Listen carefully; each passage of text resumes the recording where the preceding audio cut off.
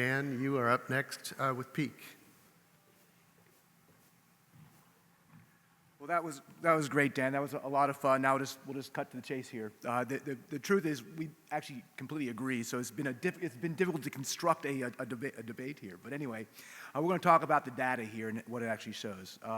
It's been a pleasure working with Dan. He truly is a master debater, and he's put a very good case for why we should consider the use of 3D titanium. But really, why would you want a custom molded 3D titanium cage for an ACDF? It seems something that above and beyond what we really need.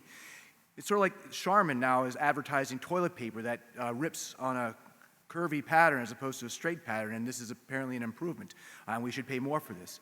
You can get a TV on a toaster, which is also really cool and shiny and neat, but relatively impractical.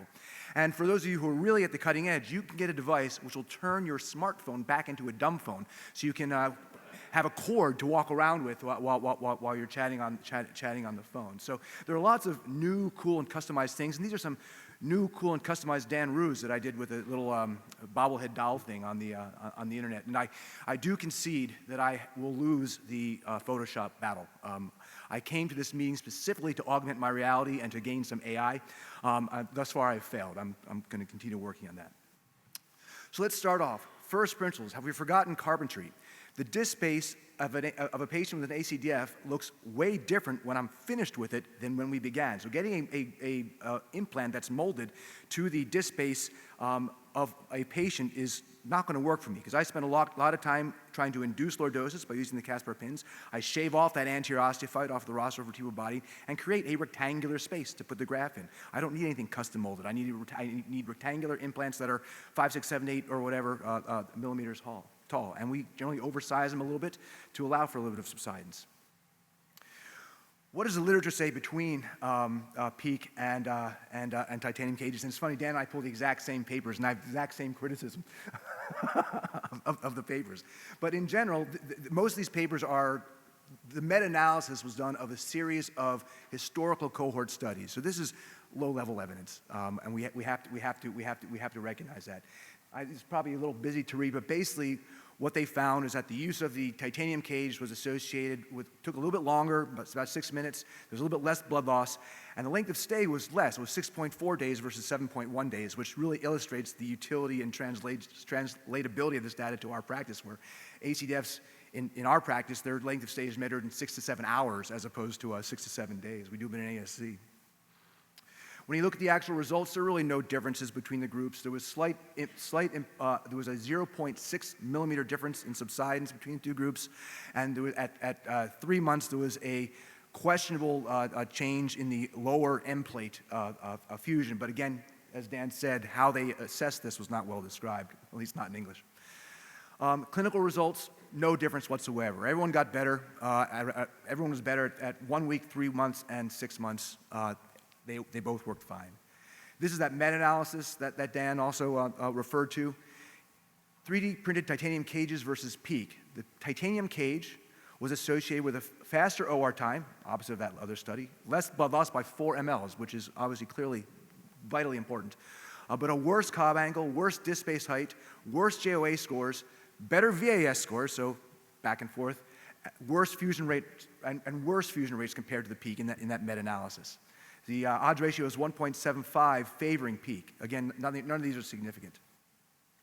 Dan mentioned allograft, which is what we both use a lot. This is a comparative study looking at titanium cages versus allograft, and the authors say that these titanium cages are great. They prevent subsidence. They provide better lordosis, et cetera, et cetera, et cetera. And it is true. They describe how they measure this. I would challenge anyone to find a 0.6 millimeter difference on those slides. But in any case, they found that there was a slight difference in subsidence favoring the titanium cages. But when you looked at fusion rates, allograft was better. When you looked at clinical outcomes, there were no statistically significant differences, but every single measure favored allograft compared to the titanium cages. So titanium cages were associated with a very marginal advantage in subsidence as well as marginal disadvantages in all clinical outcomes, including fusion rates, to Dan's point. So, cost effectiveness. We talk a lot about cost effectiveness in these conferences. If something costs more but it has a benefit, you can calculate its cost effectiveness. You can do an incremental cost effectiveness ratio. If there's no difference in performance, then if something's more expensive, the ICER is infinite, meaning that it cannot be cost effective. So if in the absence of improved outcomes, the best strategy for cost effectiveness is cost minimization. There's wide variability for cost for ACDF. So you can see the implants range from $700 to $4,000. Fusion adjuncts, that's your BMP and your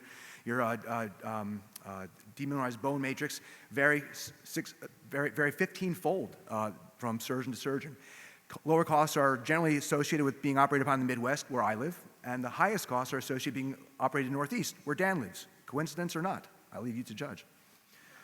These are the retail costs, and Dan is correct. No one pays these retail costs. This is just to illustrate the differences in price. In my market, a 3D printed cage is $9,095. Peak is between $1,600 and $1,850. Structural allograft is $1,100. These are the retail prices. And again, we're not paying these prices, but it just shows you the distribution. My personal experience, I use allograft. It works really great. I don't like PEEK. It's plastic. It's yucky. Can't stand it. But I use the allograft. So in summary, 3D printed titanium cages are cool. So are Hummers. Like Hummers, they are neither necessary nor economical. For the vast majority of patients, there is no need to artificially raise the price of a commonly performed and extremely effective procedure. It would be nice for us to do something to contain our costs before it's done to us for us. Thank you.